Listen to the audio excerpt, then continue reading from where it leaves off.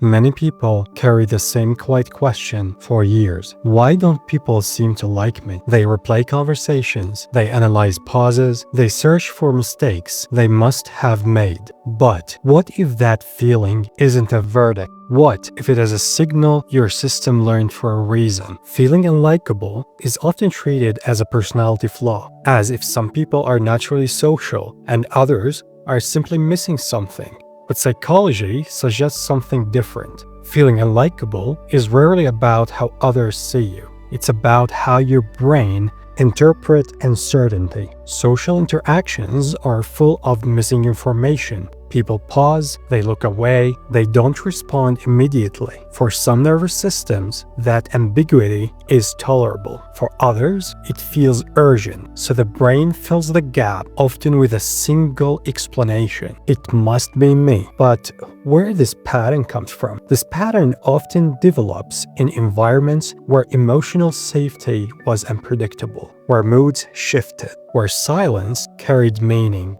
where staying attuned mattered. In those environments, the brain learns a rule. If I can't read people perfectly, I can stay safe. This creates vigilance, not unlikability. Later in life, this vigilance turns inward. After conversations, the mind runs a quiet interrogation. Did I say too much? Did I sound awkward? Did I make it uncomfortable? Here is the important detail. People who are truly unlikable rarely do this. This level of self-monitoring is not a flaw. It's a survival skill that stayed active longer than necessary and forgot to stand down. But how growth actually begins? Change doesn't begin with confidence. It begins in ways so small they are easy to overlook. It might start as not apologizing immediately, letting silence exist 1 second longer, sending a message without rewriting it. These moments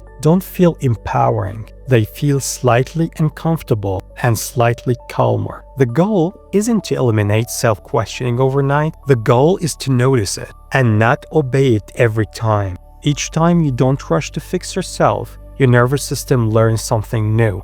That nothing bad happens when you don't immediately correct who you are. But the real question is, what real growth feels like? Real growth rarely feels like confidence. It feels like fewer mental reruns, less urgency after social moments, longer stretches of neutrality. One day, you realize you didn't analyze a conversation, not because it went perfectly, but because your system didn't need to. That's not a breakthrough, that's integration.